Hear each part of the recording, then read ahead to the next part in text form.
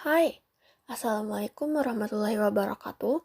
My name is Dika Fitriana Wakidah from Group 7, and today I will explain about rhetorical approaches to literature. So, in rhetorical approaches to literature, there was text-oriented approaches and author-oriented approaches. In text-oriented approaches, there are 5 subtopics.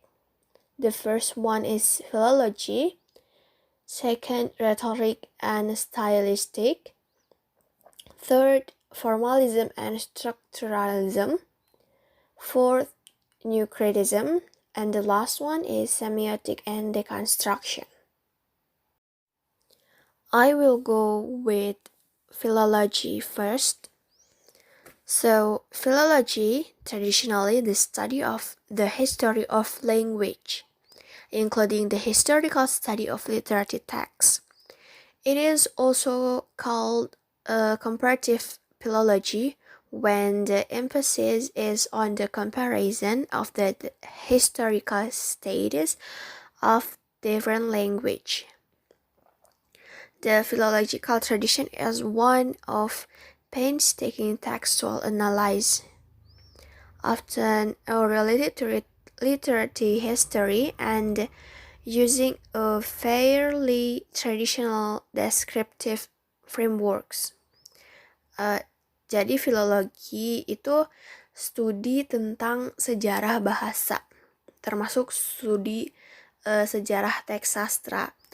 Disebut filologi komparatif ketika penekanannya adalah pada perbandingan keadaan historis dari berbagai bahasa.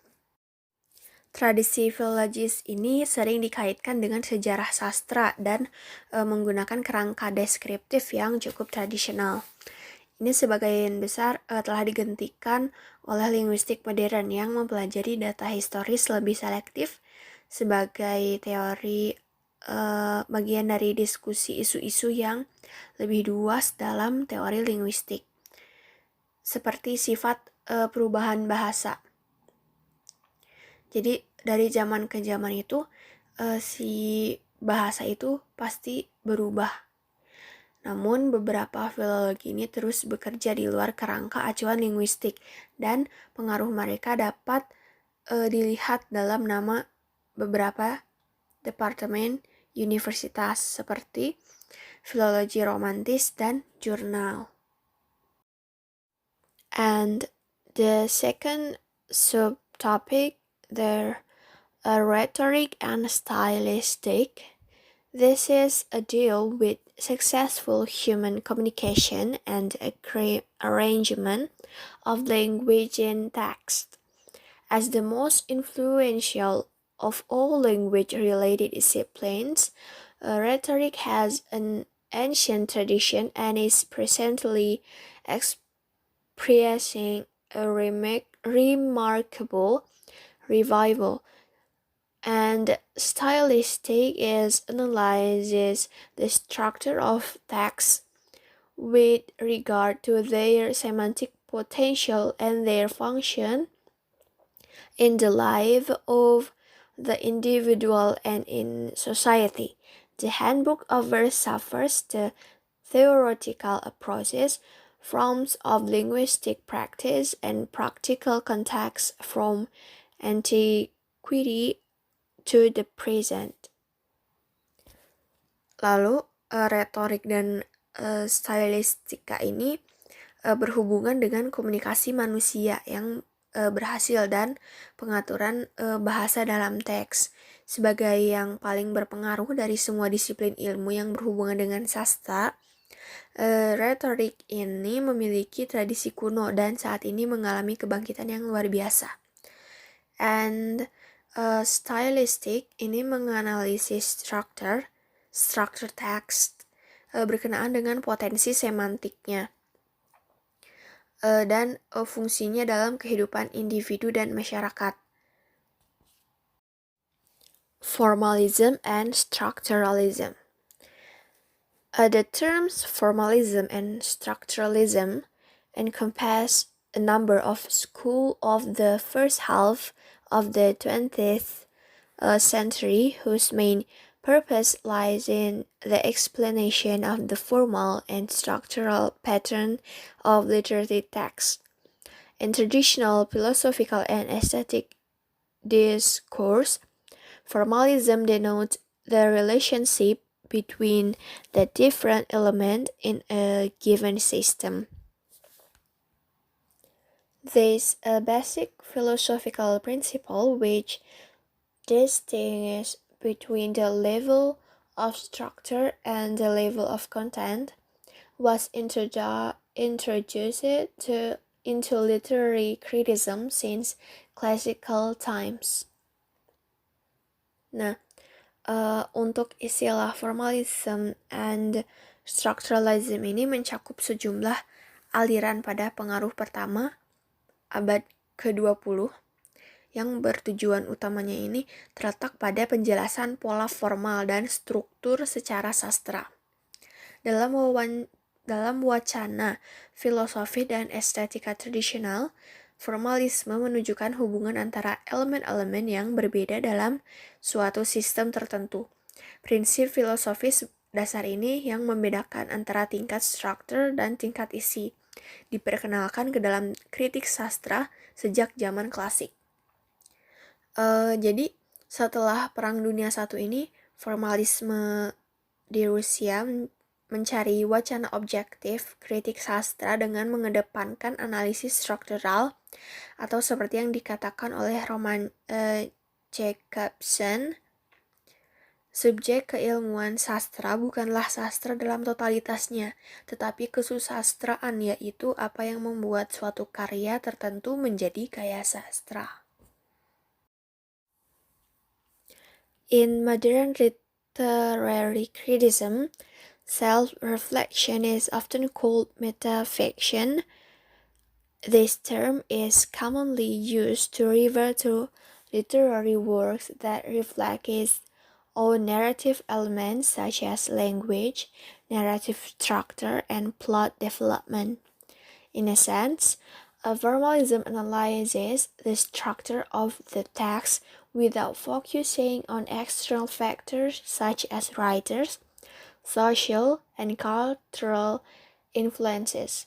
Structuralism is based on the assumption that every text has a universal basic structure. Dalam kritik sastra modern, refleksi diri sering disebut metafiksi. Istilah ini biasa digunakan untuk menyebut karya sastra yang mencerminkan unsur-unsur naratifnya sendiri, seperti bahasa, struktur naratif, dan perkembangan alur. Jadi pada intinya itu formalism menganalisis struktur teks tanpa memusatkan perhatian pada faktor eksternal seperti penulis, pengaruh sosial, dan budaya. Strukturalism ini didasarkan pada asumsi bahwa setiap teks memiliki struktur dasar yang universal. The next one is New Criticism. New Criticism itself as the dominant school of literary criticism in the English-speaking academic community during the 1930s and 1940s. The central feature of the new critique, whose name deliberately negates the earlier critical method, are best understood in contrast to the academic approach to literary studies that was prevalent in earlier years. New criticism object to evaluate criticism, source study, investigation of socio-historical background, and the history of motives. Jadi, New Criticism memantapkan dirinya sebagai aliran kritik sastra yang dominan dalam komunitas akademik berbahasa Inggris selama tahun 1930 sampai 1940. Ciri-ciri sentral dari New Criticism ini meniadakan metode kritis sebelumnya paling baik dipahami berbeda dengan pendekatan akademis dalam studi sastra yang lazim pada tahun-tahun sebelumnya. New Criticism berkeberatan dengan kritik evaluatif, studi sumber, penyelidikan latar belakang sosiohistoris, dan sejarah motif. Dalam analisisnya, New Criticism secara konsekuen berfokus pada fenomena seperti makna ganda, paradoks, irony, permainan kata, atau tokoh retoris yang sebagai elemen terkecil yang dapat dibedakan dari sebuah karya sastra membentuk hubungan yang saling bergantung dengan konteks keseluruhan. Istilah sentral yang sering digunakan secara sinonim dengan kritik baru adalah close reading. Di antara aliran formalism, New Criticism ini secara khusus dibedakan oleh kekakuan aturannya untuk analisis tekstual. Also, the next is semiotic and deconstruction.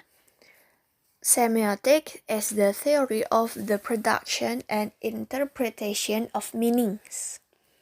A semiotic is the theory and study of sign and symbols, especially as element of language or other system of communication and comprising semantic, synthetic, synthetic, and pragmatics. Telah disinggung pada presentasi sebelumnya bahwa semiotik atau semiotika ini adalah teori produksi dan interpretasi tentang makna. Semiotika adalah teori dan studi tentang tanda dan simbol, terutama sebagai elemen bahasa atau sistem komunikasi lainnya, dan terdiri dari semantik, sintaksis, dan pragmatik. Semiotika ini dapat digunakan untuk memanipulasi semua jenis seni atau komunikasi, baik secara tertulis maupun dibangun dengan menggunakan berbagai jenis citra. Semiotika mungkin dianggap sulit karena menerapkan penggunaan tanda untuk menjelaskan tanda lain yang pada akhirnya menciptakan sebuah cerita dalam sebuah gambar dengan atau tanpa kata-kata. Deconstruction is a method of textual analyzing and investigation emerging from the work of Jacques Derrida in the 1960s and 1970s. Deconstruction can be defined as a way of understanding how something was created, usually things like art, books, poems, and other writing.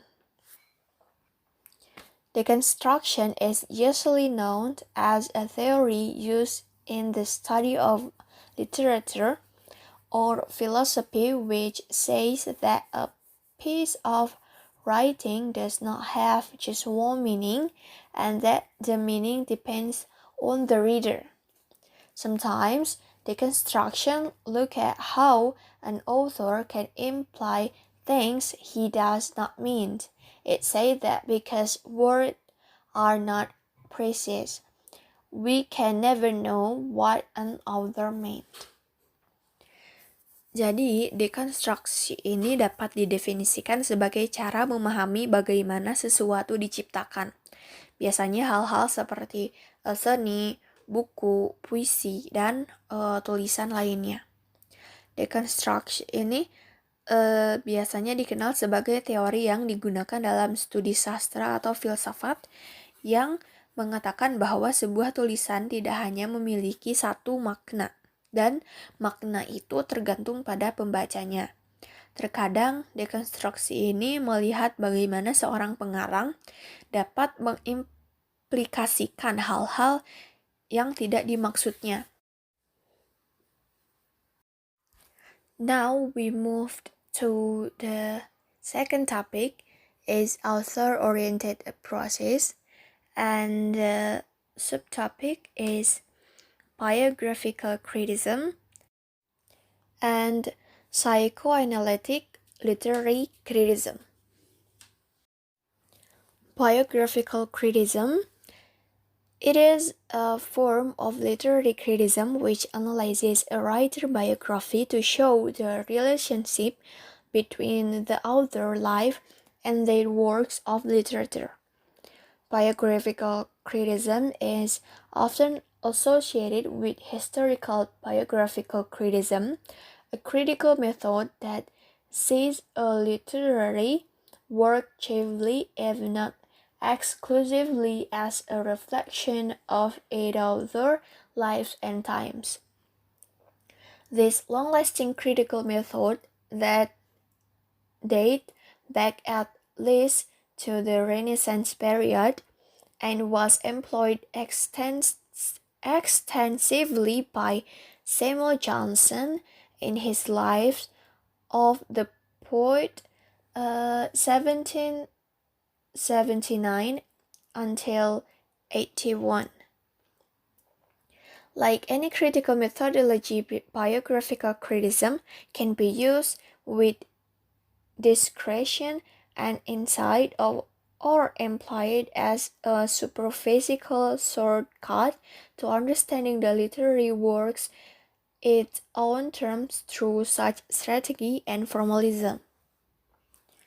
Biographical criticism itu bentuk kritik sastra yang menganalisis biografi seorang penulis untuk menunjukkan hubungan antara kehidupan penulis dan karya sastra mereka. Kritik biografi ini sering diasosiasikan dengan kritik sejarah biografis, sebuah metode kritis yang melihat sebuah karya sastra, terutama jika tidak secara eksklusif sebagai cerminan dari kehidupan dan waktu pengarangnya. Dan kritik ini digunakan secara luas oleh Samuel Johnson dalam bukunya Lives of the Poet pada tahun 1779 sampai 1781. Seperti halnya metodologi kritis lainnya, kritik biografi dapat digunakan dengan kebijaksanaan dan wawasan atau digunakan sebagai jalan pintas yang dangkal untuk memahami karya sastra dengan istilahnya sendiri melalui pendekatan semacam itu. Strategi sebagai formalisme. And the last subtopic is psychoanalytic literary criticism. As the example from Mary Shelley's life shows, many biographical approaches also tend to employ psychological explanation. This has led to psychoanalytic literary criticism, a movement which sometimes deals with the author, but primarily attempts to illuminate general psychological aspects in a text that do not necessarily relate to the author exclusive. Untuk psychoanalytic literary criticism ini seperti yang ditunjukkan oleh contoh kehidupan di Mary Shelley, banyak pendekatan biografis juga cenderung menggunakan penjelasan psikologis. Hal ini telah menyebabkan kritik sastra psychoanalytic, sebuah gerakan yang kadang-kadang berhubungan dengan penulis, tetapi terutama mencoba untuk menerangi aspek psikologis umum dalam sebuah teks yang tidak selalu berhubungan dengan penulis secara eksklusif. Psychoanalytic literary criticism expanded the study of psychological features beyond the author to cover a variety of interesting textual aspects. For instance, character in a text can be analyzed psychologically as if they were real people. An example which has often been cited in this context is the mental state of Hamlet in Shakespeare drama. Psychoanalytic critic asked whether Hamlet is mad and, if so, from which psychological illness he is suffering. Di Sigmund Freud 1856 sampai 1939, kritik sastra psikoanalitik memperluas studi future psikologis di luar penulis untuk mencakup berbagai aspek tekstual intrinsik. Misalnya, karakter dalam sebuah teks dapat dianalisis secara psikologis, seolah-olah mereka adalah orang yang nyata. Contoh yang sering dikutip dalam konteks ini adalah kondisi mental Hamlet. Dalam drama Shakespeare, kritikus psikoanalitik bertanya, apakah Hamlet gila, dan jika iya, dari penyakit psikologis apa yang dideritanya? Sigmund Freud also borrowed from literary texts in his explanation of certain psychological phenomena. Some of his study, among them the analysis of E.T.A. Hoffmann's 1772 until 1822 story The Sandman, ranked among the classical interpretation of literary text. In the second half of the 20th century, psychoanalytic literary criticism regained momentum under the influence of the French analyst Jacques Lacan, especially in the Anglo-American world. Sigmund Freud juga meminjam dari teks-teks sastra dalam penjelasannya tentang fenomena psikologi tertentu. Beberapa studinya diantara analisis cerita E.T.A. Hoffmann, The Sandman, termasuk dalam interpretasi klasik teks sastra. Pada paruh kedua abad ke-20, kritik sastra psikoanalitik mendapat kembali momentum di bawah pengaruh analisis Francis Jacques Lacan, terutama di dunia Anglo-Amerika. Ketertarikan pada fenomena psikologi secara tidak langsung mendukung penyebaran apa yang disebut pendekatan yang berpusat pada pembaca. Fokus mereka pada penerimaan teks oleh pembaca atau pada proses membaca. Oleh karena itu, dapat dilihat sebagai penyelidikan fenomena psikologis dalam arti istilah yang luas. Alhamdulillahirabbil alamin. So that's all I can explain to you all. Thank you very much. See you and the next time.